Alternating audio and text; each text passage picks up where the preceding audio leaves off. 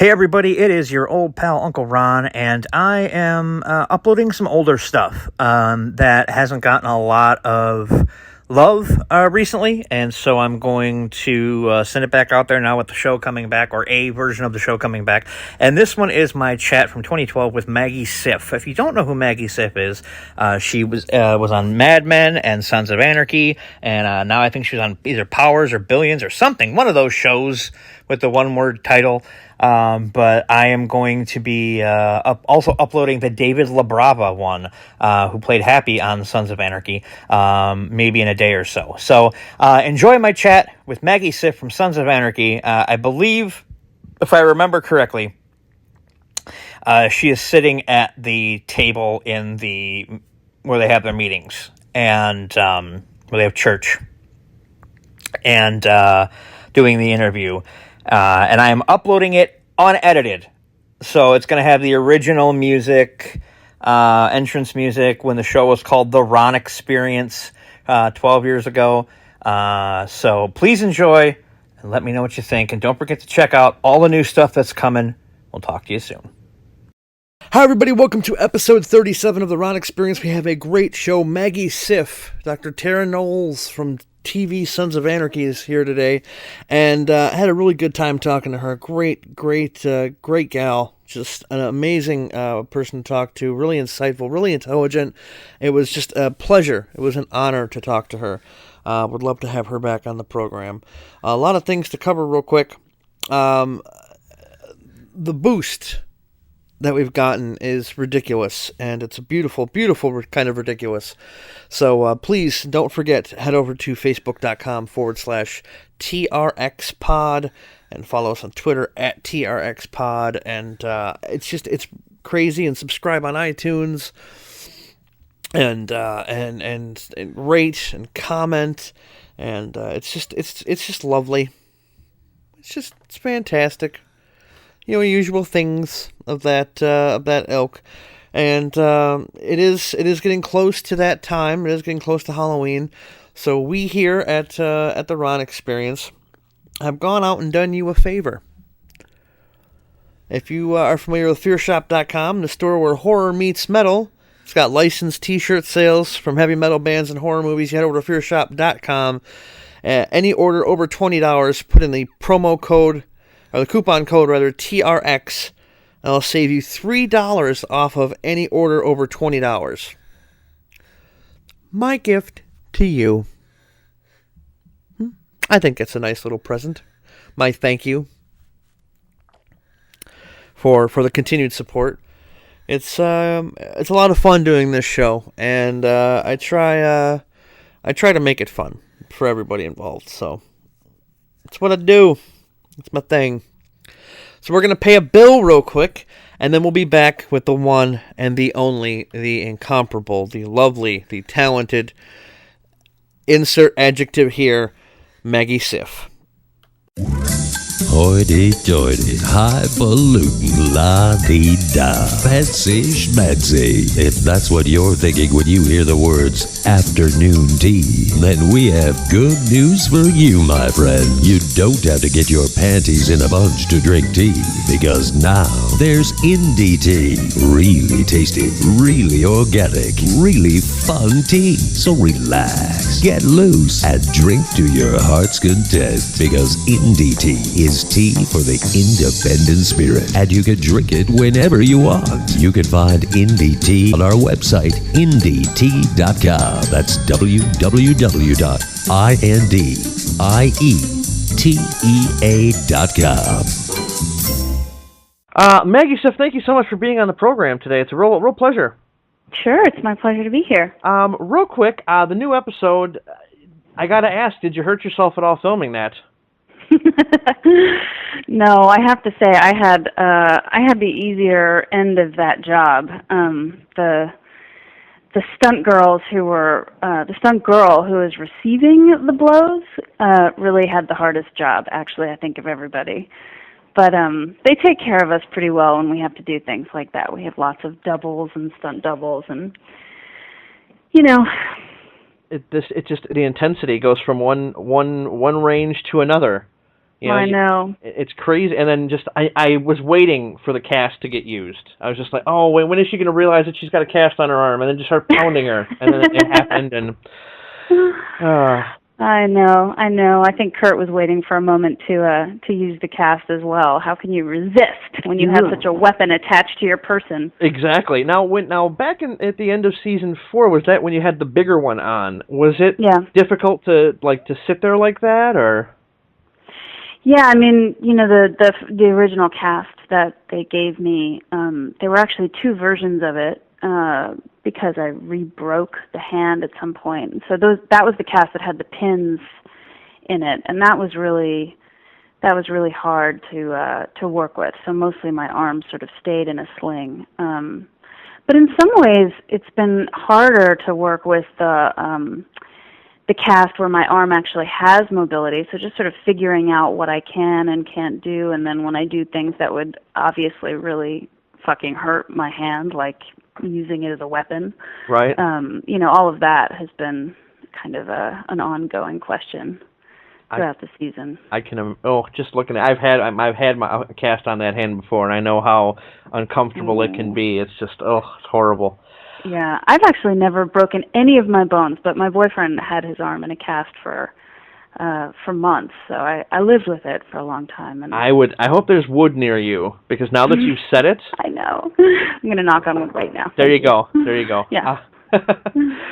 Now, when I first, as we got deeper into the show, I noticed that your character is the one that we really see the club through your eyes. Mm-hmm. Where you're kind of like the audience's guide through this whole show. Right. And I was just wondering, was that the way it was presented to you, or?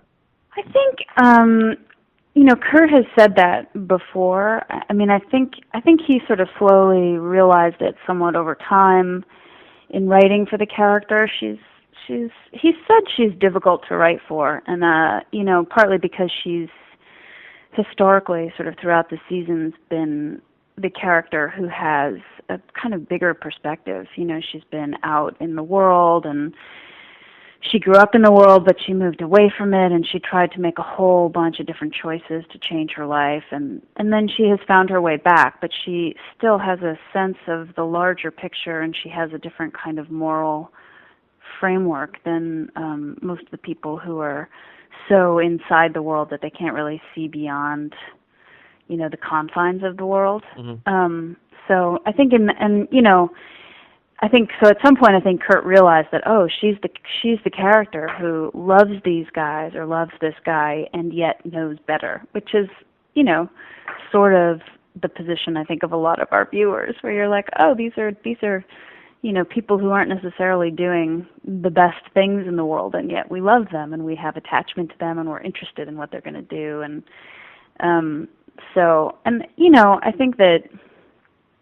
I think that continues to be true, although I think the character's moral compass is obviously changing as we get into these later seasons. I have noticed a bit of a skew, just a small one. Nothing came to mind when you offered up blood thinner to kill Clay. No, nothing like that. No. That's just every day.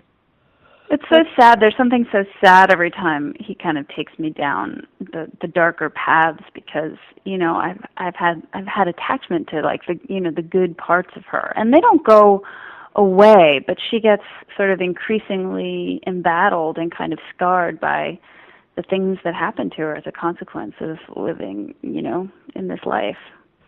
Yeah, that's now I have to ask. How much of you is in the character?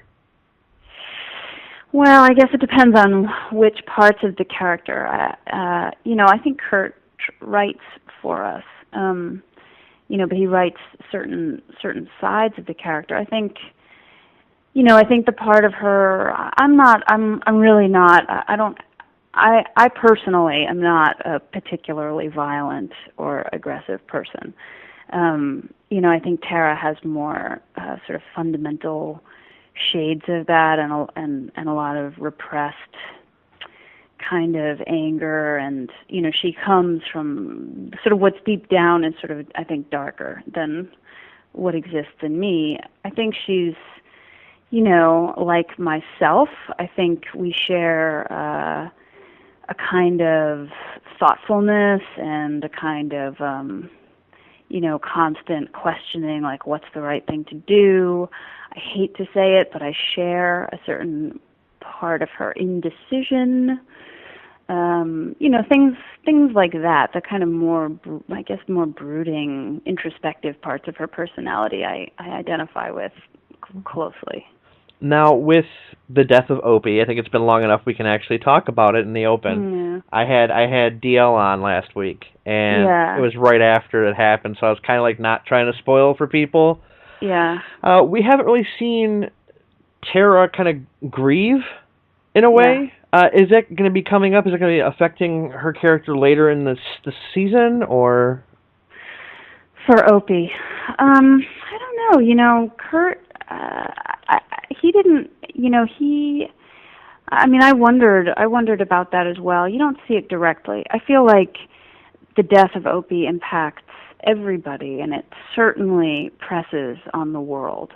So I think, you know, after his death, you see a big turn in kind of in everybody, but it's not really explicitly addressed with my character, although I obviously thought about it a lot and you know, felt it deeply. And I think, you know, mostly you see her dealing with it through what it does to Jax. Oh, yeah. And how she, you know, has to, you know, try to give him love and support and in a moment that is so awful for him and turns him into such a dark place, which is scary. Yeah, the ending of the episode where Opie died was that I've never seen the character like that, and it kind of freaked me out a little bit. Yeah, it's terrifying, and you know, and he becomes, you know, he takes a real dark turn this season, and you know, I think that Opie's death is really the unlocking of that, and it's painful. It's painful to watch. Now, your character said something, and it kind of exploded on Facebook. Your character said something about working at going to the CDC, working at the prison. Is that going to come into play later? Because, you know, and granted, I'm going on conspiracy theories here. This is like reading a Jesse Ventura book, but there have been people who said that your character is going to try and find a way to get to Otto, or something's going to happen with the prison guard, that Jack's threatened he's going to put two and two together and kind of use you as leverage. Is that going to come into play at all, or can't you say? Well, I can say very vaguely that storyline will play itself out. That's something that continues on through the end of the season. So, yeah, she's brewing her own quiet plan for what she needs to do to help the club, and this is part of that plan. At what instance do you think that Tara changed? Went from nice, innocent doctor to, I can't even think of a proper word for her. Well, I mean, a couple of things. I think that she, you know, to me it feels like when that stuff happened with her hand, you know, at the end of season 4, I think there was a real, you know, I think something was sort of the feeling of doors slamming shut in front of her, and the feeling of this revelation, this feeling of whether it was rational or not, that she could never leave or that she might never leave, and that there was no way to change the world. The way that pressed down on her, and potentially losing her powers as a doctor and a surgeon and all the things that she'd worked so hard for, I think that was really scarring. And, you know, I want to say on the one hand it changed her, and on the other hand I think it pulled away a lot of the layers of work and protection that she had wrapped herself in over the years. And so I think what's revealed is somebody who's more sort of, whose angrier places and more violent aspects of herself just sort of come forward, and it's what she needs to do, you know, to survive in this world now, especially as it's, you know, becoming increasingly dangerous, and her, her role in the club as Jax's partner and protector of her children. And, whereas before the solution seemed to be finding ways to get out and finding ways to be, rational and thoughtful and kind of morally correct. I don't think those feel like options to her anymore. And so she's doing what she feels like she has to do to protect herself and her kids. And it's just a little bit more along the lines of the way we see Gemma deal with the world. But she's not Gemma, and she's still in her own way trying, but it's kind of unraveling. Yeah, that actually, I'm glad you brought up the whole transition aspect, because that leads me to questions that I have from Twitter and Facebook.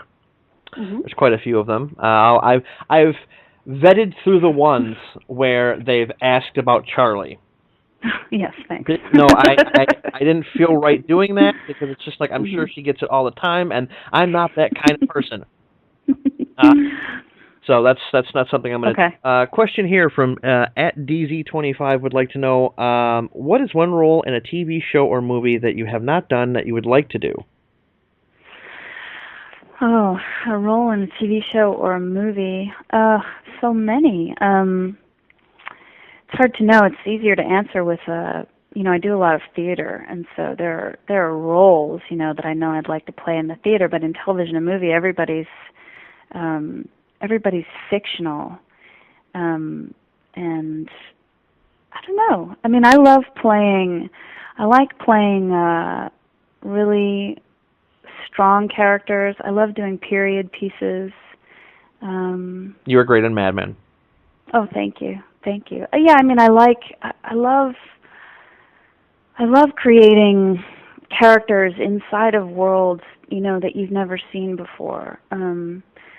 I think there are some incredible female roles on television right now, like, Claire Danes' character in Homeland. It's like, when have we ever seen that before? Whereas there are a lot of women in television and in film that I feel like I've seen a million times before. And so, I sort of feel like the thing that I want to do in television and film are roles that are just kind of unconventional, and there's a big range of what that could be, but I'm not that interested in playing like the quirky best friend sidekick or, the bubbly neighbor or the bitchy wife. Right. I'm just not interested in those things, and that's unfortunately what 90% of the roles for women are in television and film, and I think that's changing. But it's a good thing that it's changing. Answer. Sorry. Hey, no, that's fine. I prefer intelligent answers as opposed to whatever. Yeah. I love getting those, because then I have to carry people. At Give Love So Long, and I'm not even going to touch what that one might mean, said that you had talked about you had your own ideas for Teras' family, and they wanted to know what your take is on Teras' history. Oh, that's interesting. I mean, I kind of hesitate to speak too explicitly about it in case it ever comes up on the show, and my notions of it are different than Kurt's notions of it, because this has happened before, where I have ideas, and then a creator will be like, well, this is actually what I think it is, and then I'll be like, okay, well, I can adjust my history to that. But she's an orphan, so I think she was raised by her father. I don't think she's ever really had a mother. And at the very beginning of the first season, you see her in her dad's house. So, I think she had a pretty absentee parenting. I think her father was probably kind of a mess and an alcoholic and in and out of the house. So I think she kind of raised herself. I think that he drank himself to death. I don't know, things like that. I just, right. I tried to create a history for her where she really doesn't have much of a family, which explains why she is so deeply attached to this family and why she chose to come back there. I think they're the only people that she has deep ties to in the world. And, as fucked up as they are, they're really the only thing that she knows.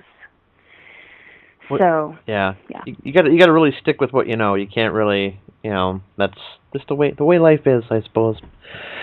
Yeah, I mean, I think people do, make very unconscious choices that often circle them back to their place of origin, psychologically and sometimes geographically. Oh yeah, I wish I could get out of Wisconsin.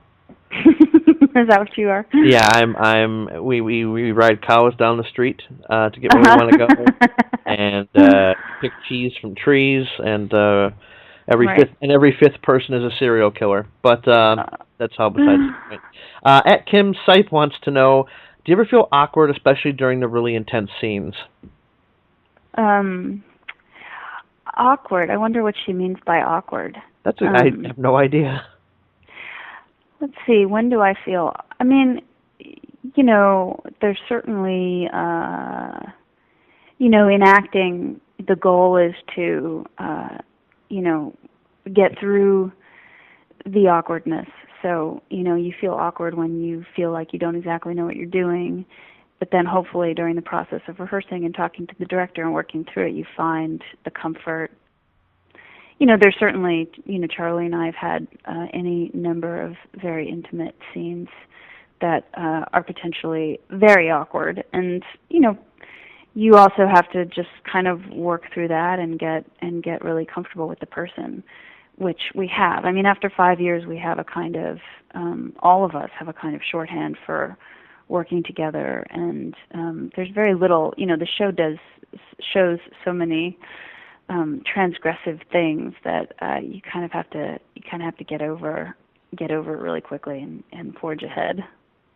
Totally, yeah. Some of the scenes have been super intense. And I think one of the most intense scenes I've seen you in that kind of disturbed me the most was back season. I want to say it was season 1, where you or Tara and Jax. Because obviously it wasn't you and Charlie in your head. Basically, just went at it when there's a dead ATF agent on the floor right next to you. Yeah, in answer to the question about what's awkward, that's probably the first thing that came to my head, because we didn't know each other that well, and it was sort of at the beginning of our working relationship, and Kurt wrote something that was so twisted and. But we had fair warning. He saw that scenario at the very beginning of writing the show. He knew that was going to happen during the season, and so we had some time to kind of think about it, and then we figured out what the psychology was behind that, and we spent a lot of time kind of thinking about it and laughing about it and working on it. And we had a great director. Guy Ferland was directing that episode, and we had a closed set. And I think that by the end of working that scene, Charlie and I had laid the groundwork for our working relationship for the rest of the show. What a way to plant that stake. Just be like, here you go. This is the way we're going to get things going. We're going to jump right in. Figure that out. Work that one out. See what you can do with it. At Mama Keebler 1 would like to know, what do you think of your relationship with Gemma and the rest of the club? I think my relationship with Gemma, like I said before, I think she's kind of the closest thing Tara has to a mother, and Kurt has said this season that he feels like it's a very adolescent relationship, like it's a mother and her teenage daughter, and so there's a lot of push and pull, and so I think it's a little schizophrenic, especially right now. I think she, on a deep level, is pretty desirous of Gemma's love, but I think she really, really wishes that Gemma were more responsible and reliable and able to actually be there for her and her children. And in terms of the rest of the club, I feel like this season is a real kind of, there's a turning point, I think, where Tara begins to really wrap her mind around thinking about them as family, so that they're not just Jax's friends or the club. They're they're her guys as well. And I think that takes a little bit of work, but I think it starts to happen. I have noticed that that Tara has she's not become Gemma, but she's kind of taking her role in a way. Yeah, she's trying to. Yeah. I mean, I think she feels a responsibility to the club. Now that Jax is president, she feels like she needs to kind of create a feeling of family that isn't just about Jax and her children, but that includes all of the guys and the guys' children, and sort of it's like recalibrating her mind and her heart to cast a wider net, kind of. Makes sense. At SOA Fangirl, the whole "Do you love me" thing at the end of last season. What was Tara's real motive when she asked Jax and Gemma that? Oh,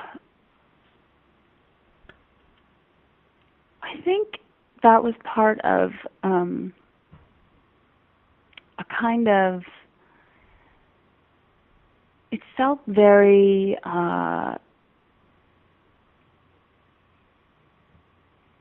It was kind of like as the character felt certain parts of herself slipping away from her, and was looking down this tunnel of uncertainty, and feeling how she was stuck here in this world with Gemma and with Jax. I think it was a way of making them say the words. It felt like a vow almost, like a "tell me you love me," like a way of hearing them express their love in an almost clinical way, as fact, as true, as inevitable, as something that she could kind of stake herself to the ground with. It was kind of a weird. It was a weird thing, but it was kind of like, if they tell me they love me, they won't fuck me over. And, and it was, sort of like exacting something from them as a way of making myself feel protected, kind of, in a weird way. Well, Gemma totally broke that vow. Yes, she did, didn't she? Yes, she sure did. Hey, let's bring in the junkie. Tammy Patton, this is the last question I got for you from Twitter and Facebook. Tammy Patton wants to know how you like the change in Tara from season 4 to season 5. I think, it's been, I like it. I mean, I feel like it's hard, she's turning into a harder person. Mm-hmm. And I think that's, there are ways in which it's kind of more.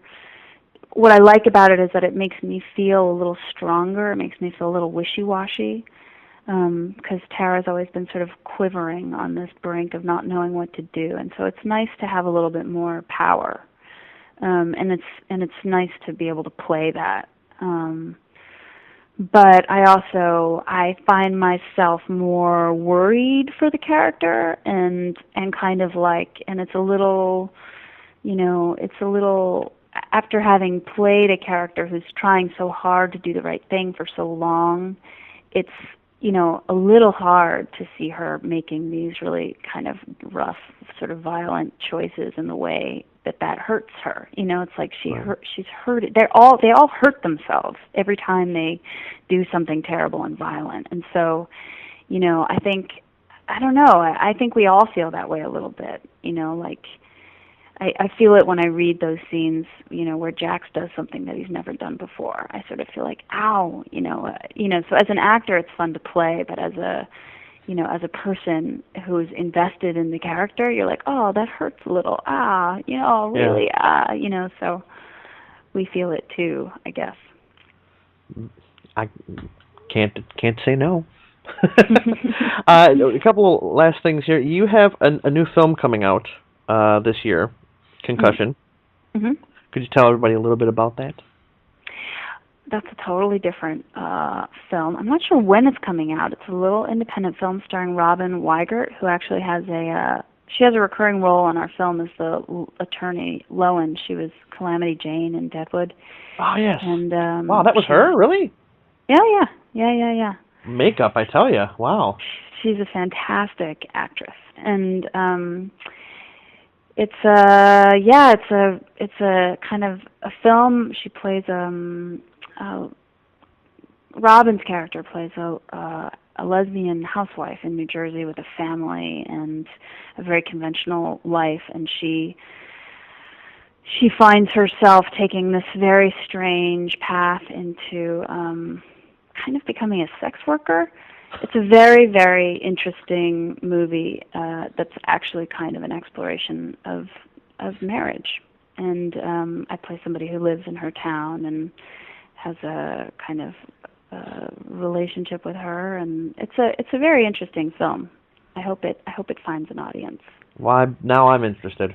You mentioning Deadwood, though, it did remind me of something. I did notice that it seems like a lot of people who are on Deadwood end up on Sons of Anarchy. It's true. We have this crazy overlap. Two of our writers. We have two writers in the writers' room who worked on Deadwood, Kem Nunn and Regina Corrado, Regina's been with us since the second season. And so I'm not, I feel like Kurt was a huge admirer of the show, and that show is just filled with such incredible character actors, which, our show really demands that of people, and so they're just tough and versatile, and they fit into our world really well, like Dayton Callie and Paula Malcolmson, and there've been a few others, but it's so exciting. I love Deadwood so much, and I have admired every single one of those actors who we've been lucky to play with. I was very upset that show didn't go another season, but I know, it was tragic. I was broke my heart. I know. How does that happen? How is it possible that a show that is that good and has so much potential for, you want to see that show for 7 years, and you could easily tell 7 years worth of stories. Oh yeah. But yet Jersey Shore continues. Yes, exactly. Ugh, bothers me. What has the world come to? I don't know. I really don't. If I come up with the answer, I'll be sure to let you know. Please. Now, do you have an online presence? Do you tweet? Well, I don't tweet, no. Should I have an online presence? You'd be surprised how many people are out there that have mad love for Tara. I know. I'm not a big social networker. I think I just haven't caught that wave. But I'm thinking about it. Theo Rossi, the guy who plays Juice on our show, is a big tweeter. And so is Kurt. Oh, everybody knows about Kurt. Kurt. As is Kurt, obviously. Yes. Yeah. Oh boy. Yeah, that's even DL's on Twitter now. Is he really? Yes. Sometimes it seems like more people get themselves into trouble a lot on Twitter, and it's like I'm not sure. I have a kind of Kurt is somebody who doesn't have a big filter. So it's good, he likes to have a medium where he can just express, and I don't, I'm not like that. I'm much more careful about what I say and how I say it.